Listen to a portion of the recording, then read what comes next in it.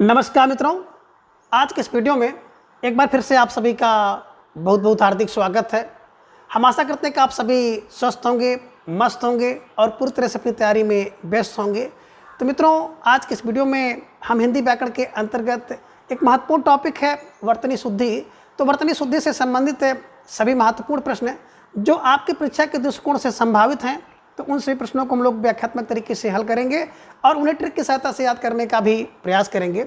हम आशा करते हैं कि वीडियो आप सबके लिए बहुत ही महत्वपूर्ण होने वाला है, इसलिए इस वीडियो को आप लोग अंत तक जरूर देखें।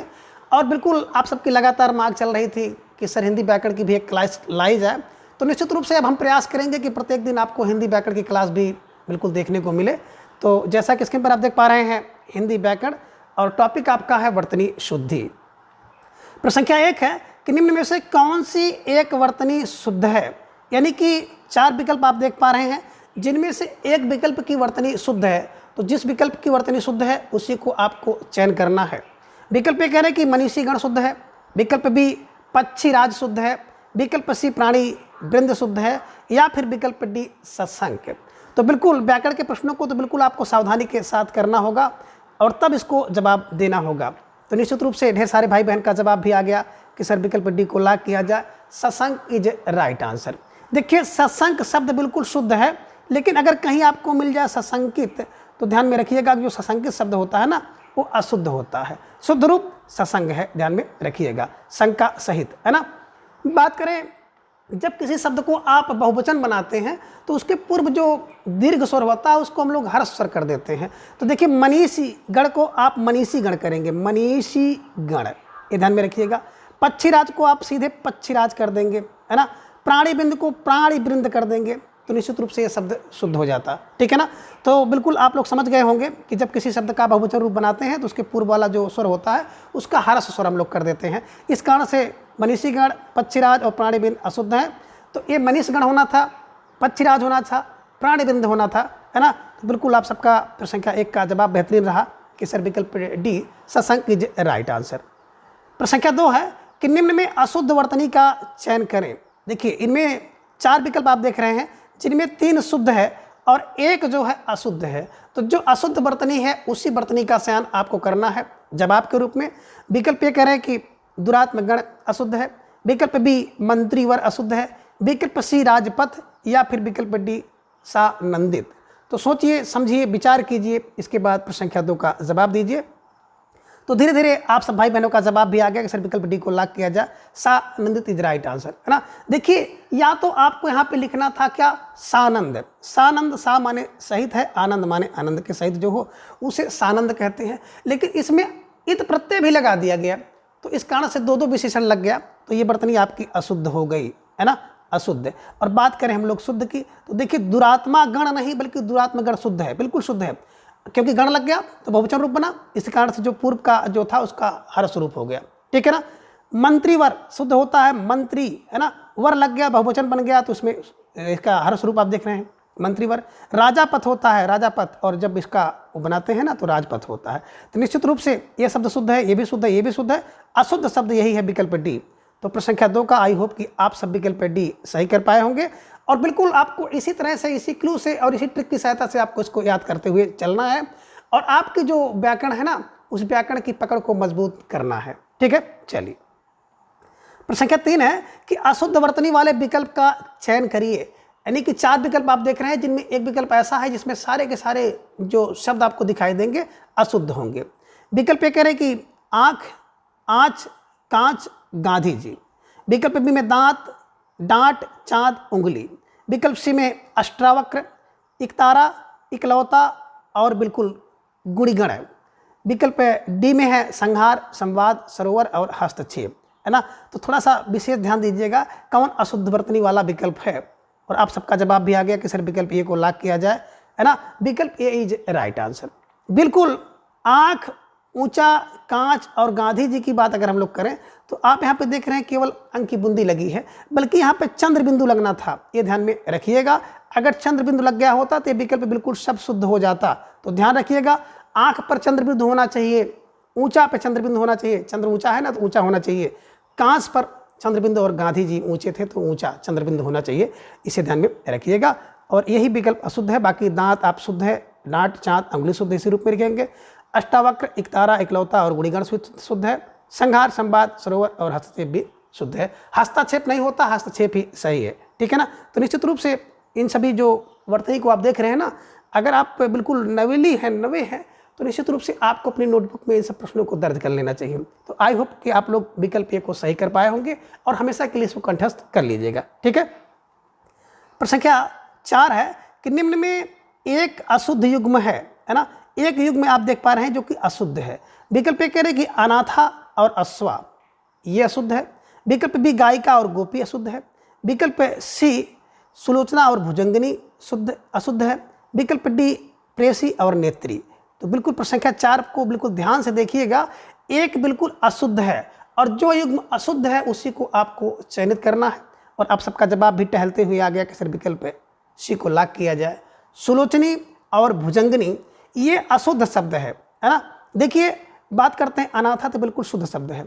अश्वा भी अनाथनी नहीं होता है, अनाथा होता है। और अश्वी नहीं, अश्वा होता है। गायिका शुद्ध है। गोपिका गोपी होता है, ध्यान में रखिएगा। यहाँ पे बात करते हैं सुलोचना, तो सुलोचनी नहीं बल्कि सुलोचना होता है, सुलोचना। और भुजंगनी नहीं होता, भुजंगी होता है। भुजंग का भुजंगी, तो ध्यान में रखिएगा। सुलोचना और भुजंगी ये होना था। तो यही में अशुद्धि आप देख पा रहे हैं, है ना। और प्रेसी को तो आप जानते हैं कि प्रेसी और नेत्री, नेता का नेत्री, तो ये ध्यान में रखिएगा। तो इस तरह से आप इन सभी वर्तनी को भी हमेशा के लिए कंठस्थ कर लीजिए और विकल्प सी को बिल्कुल एकदम जवाब के रूप में आप लॉक कर लीजिए। स्टार लगाइए और नोटबुक में दर्ज कर लीजिए, क्योंकि वर्तनी शुद्धि से प्रश्न तो आपकी परीक्षा में 2 प्रश्न या 3 प्रश्न या 1 प्रश्न, 1 से लेकर 3 प्रश्न तो बिल्कुल देखने को मिलेंगे, ठीक है। चलिए प्रश्न संख्या 5 है कि निम्न में शुद्ध वर्तनी है। बिल्कुल कह रहे कि आशीर्वाद इस रूप में लिखा जाएगा, विकल्प ए के रूप में। विकल्प बी के रूप में लिखा जाएगा आशीर्वाद। विकल्प सी इस रूप में लिखा जाएगा, या फिर विकल्प डी आशीर्वाद इस रूप में लिखा जाएगा। तो सोच समझ कर उत्तर आपको दीजिएगा, आपके स्क्रीन पर है। और इस तरह के प्रश्न आपके परीक्षा में आते हैं और आप लोग बिल्कुल भटक जाते हैं। थोड़ी सी सावधानी बरत के उत्तर देना होगा और व्याकरण में तो बिल्कुल विशेष सजगता के साथ आपको जाना होगा। और आप सबका जवाब भी आ गया कि सर विकल्प बी को लॉक किया जाए। आशीर्वाद इज राइट आंसर, है ना। देखिए आशीवाद, है ना। और ये जो आप देख रहे हैं ना वाह, इसको आप कहते हैं रेफरा, इसी को कुछ लोग कहते हैं उड़ीवारा, कुछ लोग इसको कहते हैं चुरकी वाला रा। और चुरकी वाला रा जो होता है ना, लिखा जाता है बाद में, पढ़ा जाता है पहले। आशीर्वाद, इसीलिए गलतियां होती है, आशीर्वाद। और ये जो अर्धरा होता है ये भी ध्यान में आप रखिएगा, ठीक है ना। और जो आप देखते हैं ना रेफरा, यानी कि जो किसी वर्ण के बीच में लगता है पेट में, इसको पेट चिरवारा भी कुछ लोग कहते हैं। ये पेट में लगता है ना। तो जिस वर्ण में रखता है उसको आधा कर देता है, स्वयं को पूरा हो जाता है। तो इस कारण से इसे ध्यान में रखिएगा। इसी कारण से रा से संबंधित जो अशुद्धियाँ होती हैं वो हो जाती हैं। तो फिलहाल आप सबका जो विकल्प बी है आशीर्वाद इज राइट आंसर, है ना। ये देखिए छोटा आ था, यहाँ पर दीर्घा है। तो निश्चित रूप से प्रश्न संख्या 5 का विकल्प बी इज राइट आंसर। आशीर्वाद को आप लोग हमेशा इसी रूप में लिखिएगा। हालांकि इन दिनों देखे होंगे ढेर सारे गाड़ी उड़ी पर बहुत अशुद्धि है वर्तनी की, तो उसका अनुकरण आपको नहीं करना है, ठीक है। चलिए प्रश्न संख्या 6 है कि निम्न में शुद्ध शब्द का चयन करें। अब शुद्ध शब्द का चयन आपको करना है। विकल्प कह रहे हैं कि आभ्यंतरिक शुद्ध है। विकल्प बी ऐतिहासिक शुद्ध है। विकल्प सी तत्व, या फिर विकल्प डी द्विवार्षिक।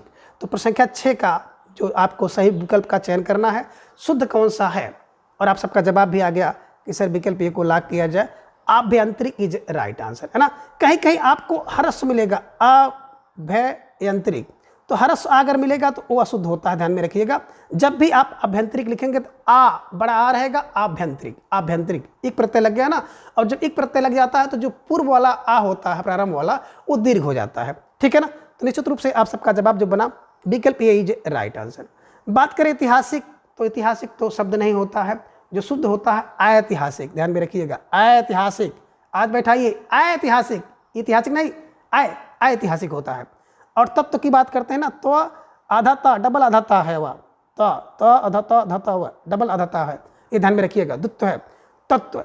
और द्विवार्षिक नहीं होता, द्वैवार्षिक होता है, द्वैवार्षिक, ये ध्यान में रखिएगा। तो निश्चित रूप से आई होप कि आप सबका ये प्रश्न बन गया होगा। और अगर ये प्रश्न कहीं आपको दिख गया तो निश्चित रूप से आप सब इस पर गलत चाल खाने वाले नहीं हो। स्टार लगाइएगा और इस प्रश्न को बिल्कुल आप अपनी नोटबुक में दर्ज भी कर लीजिएगा। ठीक है, चलिए। प्रश्न संख्या 7 है कि अशुद्ध वर्तनी का चयन करें, है ना, कि इनमें से एक वर्तनी अशुद्ध है। जो वर्तनी अशुद्ध है उसी को आपको बिल्कुल चयन करना है। विकल्प ए कह रहे कि मैथिली शरण गुप्त, मैथिली शरण, ये वर्तनी अशुद्ध है। विकल्प बी लालायित अशुद्ध है। विकल्प सी सिंदूर, या फिर विकल्प डी शूर्पणखा, है ना। तो सोच समझ कर उत्तर आपको देना है। प्रश्न संख्या 7 आप सबके स्क्रीन पर है और आप सबका जवाब बिल्कुल तेजी के साथ आ गया कि सर विकल्प बी को लॉक किया जाए, है ना। निश्चित रूप से इसका जो आप लोग जवाब बहुत बेहतरीन दिए हो, सही दिए हो, लग रहा है रटे हो। तो बिल्कुल लालायित जो है अशुद्ध है, क्योंकि इत प्रत्यय लग गया तो इसको लालायित होना चाहिए था। लालायित, लालायित आओ, लालायित आओ, बस दिमाग में रखिएगा, लालायित, लालायित, ये ध्यान में रखिएगा। इस कारण से अशुद्ध है, इसमें लालायित होना चाहिए, लालायित नहीं लालायित होता था, ध्यान में रखिएगा। मैथिली शरण शुद्ध है, सिंदूर शुद्ध है और शूर्पणखा शुद्ध है। स्टार लगाते हुए इन सभी प्रश्नों को बिल्कुल अपनी नोटबुक में आप दर्ज करते रहें। तो ढेर सारे भाई बहन आप लोग जुड़े हैं, आप सबको बहुत बहुत धन्यवाद। आप लोग बिल्कुल व्याकरण वाली क्लास में भी जुड़ने का प्रयास करिए, लगातार संख्या आप लोग बढ़ाइए और जो भाई बहन नहीं जुड़ पाए हैं उनके पास भी शेयर कर दीजिए। तो अब कोशिश करेंगे कि प्रत्येक दिन आपकी एक व्याकरण की क्लास मिले, ठीक है ना। प्रश्न संख्या 8 है कि निम्न में से एक शुद्ध वर्तनी नहीं है, यानी कि एक वर्तनी शुद्ध नहीं है, बाकी सब शुद्ध है। विकल्प ए की बात करते हैं, सुशुद्ध कह रहे शुद्ध नहीं है। विकल्प बी सूचीपत्र शुद्ध नहीं है। विकल्प सी साधुवाद शुद्ध नहीं है, या फिर विकल्प डी मतांतर शुद्ध नहीं है। तो कौन एक शुद्ध नहीं है, सोचिए, समझिए, विचार कीजिए, इसके बाद जवाब दीजिए। और आप सबका जवाब आ गया कि सर विकल्प सी को लॉक किया जाए, साधुवाद, है ना। कभी भी देखेंगे साधुवाद अगर लगेगा तो इस तरह से लिखा जाएगा। साधु शब्द तो बिल्कुल ये ध्यान में रखिएगा, साधुवाद, साधुवाद ये ध्यान में रखिएगा। ये वर्तनी शुद्ध होती है, साधु नहीं, बिल्कुल साधुवाद होता है, ठीक है ना। यही अशुद्ध था। सुशुद्ध वर्तनी शुद्ध है, सूचीपत्र भी शुद्ध है और मतांतर भी शुद्ध है। तो बिल्कुल स्टार लगाइए और अपनी नोटबुक में इसको दर्ज करते हुए चलिए। तो ये जो आप देख रहे हैं कुल 50 से 60 है वर्तनी है, अगर आप इसको ठीक कर लेते हैं तो निश्चित रूप से एग्जाम में आपका पड़ जाएगा, ठीक है। चलिए, प्रश्न संख्या 9 है कि निम्न में से किस विकल्प के सभी शब्दों की वर्तनी शुद्ध है ना। तो एक विकल्प आप देखेंगे उसके सभी जो वर्तनी होगी शुद्ध होगी, है ना। तो 4 विकल्प आप देख रहे हैं जिनमें 3 अशुद्ध हैं, एक का सही होगा। विकल्प ए कह रहे कि उज्जवल, कालिदास और कैलाश ये शुद्ध है। विकल्प बी चिन्ह, कार्यक्रम और कंकड़। विकल्प सी अध्ययन, अंत्याक्षरी, आजीविका। विकल्प डी औद्योगिकरण, कनिष्ठ और कृत्य, कृत्य। तो बिल्कुल आपको प्रश्न संख्या 9 का जवाब देना है। बहुत बेहतरीन प्रश्न है, कह रहे हैं कि किस विकल्प के सभी शब्दों की वर्तनी शुद्ध है। तो जिसकी वर्तनी सभी शुद्ध होगी उसी को आपको चयनित करना है। सोच समझ लीजिएगा, विचार करिएगा, इसके बाद इसका जवाब दीजिएगा। तो बिल्कुल आप सबका जवाब जो आ रहा है कि विकल्प सी इज राइट आंसर। बिल्कुल विकल्प सी सही होगा। अध्ययन सही है, अंत्याक्षरी और आजीविका तीनों शब्दों की वर्तनी बिल्कुल शुद्ध है। तो आपका विकल्प सी, जिन भाई बहनों का जवाब आया, निश्चित रूप से आप सब बधाई के पात्र हैं और आप सबकी जो तैयारी है बहुत बेहतरीन है। बात करें विकल्प ये कि क्यों, तो उज्जवल तो सही है इसी रूप में, लेकिन कालिदास जो बिल्कुल होता है ना, काली छोटी छोटी लगता है कालिदास, ध्यान में रखिएगा। और कैलाश की वर्तनी भी शुद्ध है, तो कालिदास अशुद्धि थी। चिन्ह, चिन्ह नहीं होता, ये देखो चिहन, चिहन होता है, ची आधा न, चिन्ह ये होता है, ध्यान में रखिएगा, ये शुद्ध था। कार्यक्रम सही है, कंकड़ सही है, ध्यान में रखिएगा। विकल्प डी की बात अगर हम लोग करें तो विकल्प सी में तो तीनों आपको वर्तनी शुद्धि मिली, है ना। विकल्प डी में आप देखिए आपको दिखाई दे रहा औद्योगिकरण, ये ध्यान में रखिएगा। ये औद्योगिकरण नहीं होता बल्कि उद्योगीकरण होता है, ध्यान में रखिएगा। उद्योगीकरण होता है, औद्योग नहीं उद्योग होता है, ठीक है। कनिष्ठ सही है और कृत्य भी सही है। तो इस प्रकार से अगर देखेंगे तो बिल्कुल आप सबका विकल्प सी इज राइट आंसर, ठीक है। चलिए, प्रश्न संख्या 10 है कि अशुद्ध वर्तनी का चयन करें। अब विकल्प ए कह रहे कि गृहस्थ, विकल्प बी 4 दीवारी, विकल्प सी केंद्रीकरण, या फिर विकल्प डी कुशासन, है ना। तो बिल्कुल प्रश्न संख्या 10 का जवाब आपको देना है। और सारे के सारे जो प्रश्न है ना डॉक्टर वासुदेव नंदन जी की बुक से लिए गए हैं। तो डॉक्टर वासुदेव नंदन जी की जो बुक है उस बुक की पूरी परिक्रमा आपको करनी है, क्योंकि अगर आप देखेंगे तो व्याकरण के जो प्रश्न बनते हैं ना आपकी परीक्षा में, वो सब उन्हीं के इर्द गिर्द बनते हैं, खासतौर से जो शब्द वाले होते हैं ना। तो शब्द के मामले में शब्दकोश जो होता है उसके लिए आपको बिल्कुल रट्टा लगाना होगा डॉक्टर वासुदेव नंदन जी की बुक का। और उसी बुक से संबंधित प्रश्न मैंने आज के प्रश्नोत्तरी में शामिल किया है और आप सबका जवाब भी आ गया कि सर विकल्प बी को लॉक किया जाए। 4 दीवारी शब्द नहीं होता है बल्कि 4 दीवारी होता है, 4 दीवारी, ये ध्यान में रखिएगा। तो जो भाई बहन बिल्कुल विकल्प बी का चयन किए हैं, निश्चित रूप से आप सबकी तैयारी बहुत उत्कृष्ट है और आप सबका जवाब लाजवाब है, ठीक है ना। गृहस्थ सही है, केंद्रीकरण और कुशासन सही है।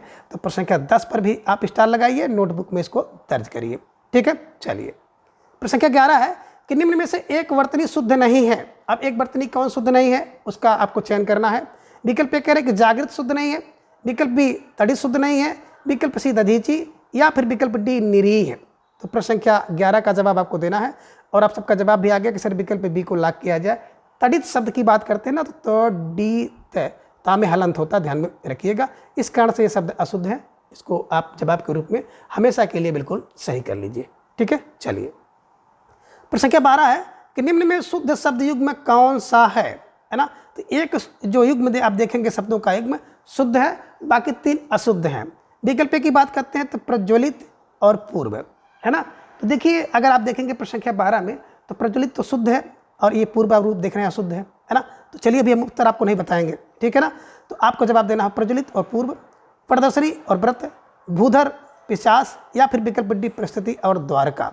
तो कह रहे हैं कि कौन एक शुद्ध है, बाकी 3 अशुद्ध हैं। अब आपको जवाब देना है प्रश्न संख्या 12 का, स्टार भी लगा लीजिएगा, महत्वपूर्ण प्रश्न है और बिल्कुल आप सबका जवाब भी धीरे धीरे आ रहा है कि सर विकल्प सी को लॉक किया जाए। भूधर और पिशाच, भूधर और पिशाच बिल्कुल सही है ना। तो विकल्प सी जिन भाई बहनों का जवाब आया, निश्चित रूप से आप सबका जवाब जो है बिल्कुल लाजवाब है और आप सबकी तैयारी बहुत बेहतरीन स्थिति में है। ढेर सारी बधाई, शुभकामना, है ना। बात करें यहाँ पे प्रज्वलित तो शुद्ध है लेकिन पूर्व अशुद्ध था, पूर्व इस रूप में लिखा जाता है। प्रदर्शनी शुद्ध है लेकिन व्रत कभी भी, है ना, देखे होंगे इसी रूप में लिखा जाएगा। परिस्थिति ठीक है लेकिन द्वारिका यहाँ पे गलत है, द्वारिका नहीं होता द्वारका होता है, ये ध्यान में रखिएगा। तो इस कारण से अगर देखा जाएगा तो केवल विकल्प सी जो है दोनों युग में सही है, ध्यान में रखिएगा। प्रश्न संख्या 13 है कि अशुद्ध वर्तनी कौन सी है। अब कौन सी अशुद्ध वर्तनी है, और पैकड़ के प्रश्नों में सबसे पहले आपको प्रश्न ध्यान से पढ़ना होगा, कौन शुद्ध है, कौन अशुद्ध है, कौन नहीं है, ये इस टाइप के प्रश्न रहते हैं। तो अशुद्ध वर्तनी कौन सी है। विकल्प कह रहे कि अहला, विकल्प बी आमिष, विकल्प सी उन्नति, या फिर विकल्प डी कुतूहल। ओ माय गॉड, इस प्रश्न पर बिल्कुल आप लोगों का दिमाग चकरा रहा है कि सर किस विकल्प को सही करें, है ना। फिलहाल इस पर स्टार लगाइए, बहुत महत्वपूर्ण बेहतरीन प्रश्न है और जवाब देने का प्रयास करिए। और आप सबका जवाब भी आ गया कि सर विकल्प डी, है ना, कुतूहल इज राइट आंसर। तो जिन भाई बहनों का जवाब आया कुतूहल, तो कुतूहल अशुद्ध वर्तनी है, ये ध्यान में रखिएगा, है ना। बिल्कुल सही दिशा में आप लोग चल रहे हैं, अच्छी तैयारी का नमूना आप पेश कर रहे हैं। तो निश्चित रूप से आप सब बिल्कुल चयन की दौड़ में बहुत आगे चल रहे हैं, है ना। देखिए कुतूहल शब्द नहीं होता है कुतूहल, बल्कि अगर आप इसको देखेंगे कुतूहल को तो कौतूहल होता है।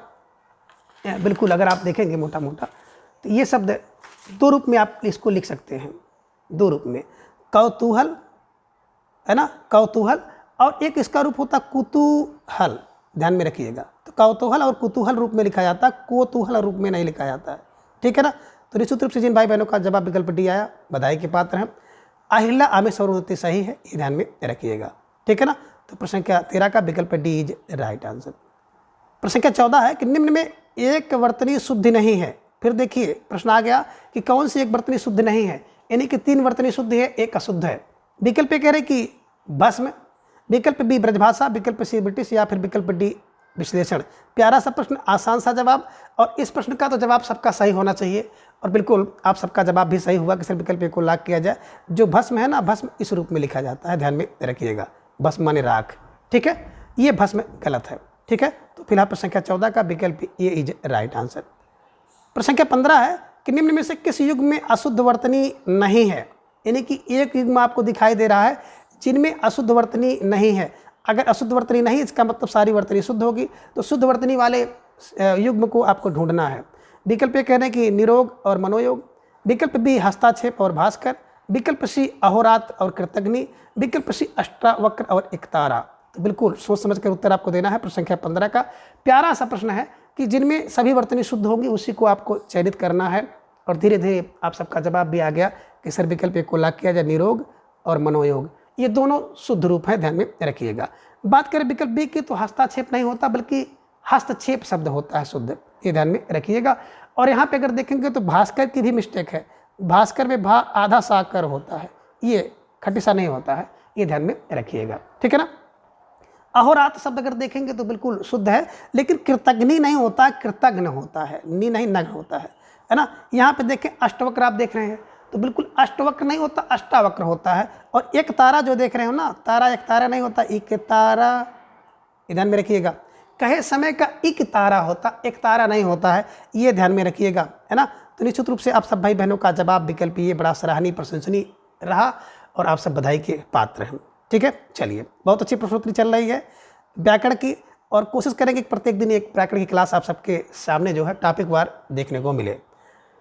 प्रश्न संख्या 16 है कि निम्न में से कौन सी वर्तनी शुद्ध है। अब देखिए, एक वर्तनी इनमें भी शुद्ध है, जो शुद्ध है उसी का चयन आपको करना है।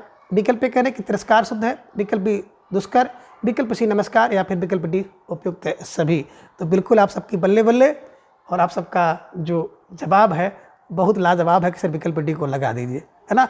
जैसे आप लोग विकल्प डी देखते हो उपयुक्त सभी, उसी पे टूट पड़ते हैं, और कभी कभी आसान सा प्रश्न गलत हो जाता है, क्योंकि डी है ना, तो उपयुक्त सभी जो राइट आंसर तिरस्कार दुष्कर और नमस्कार, ये सारी की सारी वर्तनी शुद्धि है।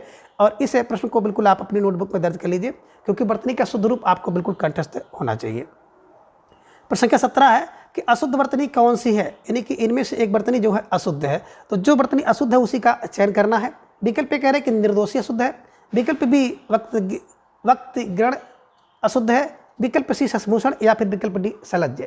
तो प्रश्न संख्या 17 का जवाब आपको देना है, और आप सबका जवाब भी धीरे धीरे आ गया कि सर विकल्प ए को लॉक किया जाए। निर्दोषी शब्द नहीं होता, बल्कि निर्दोष शब्द होता है। क्या होता है? निर्दोष होता है। बाकी जो व्यक्तिगण, शशिभूषण और सलज्ज, ये तीनों वर्तनी शुद्ध है। तो आई होप कि प्रश्न संख्या 17 का विकल्प ए इज राइट आंसर। प्रश्न संख्या 18 है कि निम्न में से कौन सा एक शब्द जो है शुद्ध है। विकल्प ए कह रहे कि चातकनी शुद्ध है, विकल्प बी चातकी शुद्ध है, विकल्प सी चातका, या फिर विकल्प डी चीतकनी।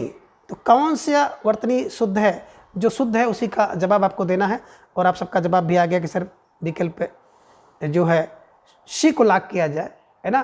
तो विकल्प सी चातका, चातका नहीं बल्कि चातका है ना, चातक की चातकी, ये ध्यान में रखिएगा। विकल्प बी चातकी इज राइट आंसर, है ना।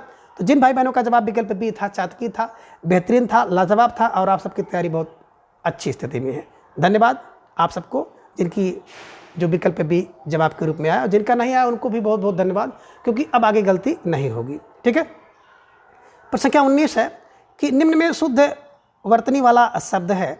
विकल्प ये कह रहे कि पिचासनी, विकल्प बी पिचासी, विकल्प सी भुजंगनी, या फिर विकल्प डी सुलोचना, है ना। तो एक वर्तनी में शुद्ध है, जो शुद्ध है उसी का चयन आप सबको करना है। सोच समझ कर जवाब दीजिएगा। प्रश्न संख्या 19 आप सबके स्क्रीन पर है, और आप सबका जवाब भी धीरे धीरे आ गया कि सर विकल्प बी को लॉक किया जाए। जो शुद्ध शब्द है पिचासी होता है, पिचासनी, भुजंगनी, सुलोचनी नहीं होता है। भुजंगनी का भुजंगी होता है, सुलोचनी का सुलोचना होता है, ये ध्यान में रखिएगा। तो निश्चित रूप से प्रश्न संख्या 19 का विकल्प बी पिचासी इज राइट आंसर। आगे प्रश्न संख्या 20 है कि निम्न में से किस शब्द की वर्तनी अशुद्ध है, यानी कि एक शब्द की वर्तनी अशुद्ध है, बाकी सब शुद्ध हैं। तो अशुद्ध वर्तनी का चयन आपको करना है। विकल्प ए कह रहे हैं कि त्रिनयनी अशुद्ध है, विकल्प बी नारी अशुद्ध है, विकल्प सी विहंगी, या फिर विकल्प डी शताब्दी। तो बिल्कुल प्रश्न संख्या 20 का जवाब आप सबको देना है, और आप सबका जवाब भी आ गया कि सर विकल्प ए को लॉक किया जाए। त्रिनयनी नहीं होता, बल्कि त्रिनयना होता है, ध्यान में रखिएगा। तो निश्चित रूप से प्रश्न संख्या 20 का जिन भाई बहनों का जवाब विकल्प ए आया था, आप सब बधाई के पात्र हैं, और आप सबको कोटि कोटि धन्यवाद। तो मित्रों, आज की इस वीडियो में बस एक छोटी सी कोशिश थी कि आज से आपकी हिंदी व्याकरण की क्लास भी शुरू कर दी जाए। तो आज से प्रारंभ हो चुकी है, आज से शुरुआत हो चुकी है। धीरे धीरे आप सबको हिंदी व्याकरण का भी प्रचंड रूप देखने को मिलेगा। थोड़ा सा स्कूली जो कार्य होता है ना, उस कार्य में हमारी कुछ व्यस्तता इस समय ज़्यादा है, क्योंकि हाफ ईयरली का बच्चों का एग्ज़ाम होना है। तो बच्चों के एग्ज़ाम को देखते हुए प्रश्न पत्र का निर्माण करना, ढेर सारा काम होता है, उसमें थोड़ा सा हम फंसे हुए हैं। लेकिन जैसे वहाँ से मतलब थोड़ा सा हमको कार्यभार हल्का मिलता है, तो आप सबके लिए बिल्कुल तन मन से समर्पित हो जाएंगे, और कोशिश करेंगे कि आप सबके लिए बहुत बेहतरीन हिंदी व्याकरण की भी, जैसे आपकी सुबह प्रातः क्लास होती है, उसी तरह से बिल्कुल नियमित रूप से एक क्लास मिलना शुरू हो जाए। तो आप सबकी मांग थी, और आप सबकी मांग को बिल्कुल पूरा करने के लिए, उस पर खरा उतरने के लिए पूरी तरह से मैं प्रतिबद्ध हूं और कोशिश करूंगा। तो मित्रों, आज की यह प्रश्नोत्तरी आप सबके लिए कैसी रही, प्लीज़ अपनी राय कमेंट बॉक्स में ज़रूर दर्ज करें। और जो समय आज का, तो आप लोग इसको देख रहे हैं, कल से समय जो भी आप लोगों को अच्छा लगेगा, कर लीजिएगा। अगर आपको लगे तो 3 से 4 के बीच में ही रखिए, मुझे भी अच्छा लग रहा है कि 3 से 4 के बीच में अगर क्लास रहेगी तो थोड़ा सा आप सबके लिए ज़्यादा अच्छा रहेगा और हमारे लिए भी थोड़ा सा अच्छा रहेगा। तो फिलहाल आज की इस वीडियो में बस इतना। अगली वीडियो में हम इसके अगले भाग को जानेंगे। तब तक के लिए धन्यवाद, नमस्कार, बाय बाय।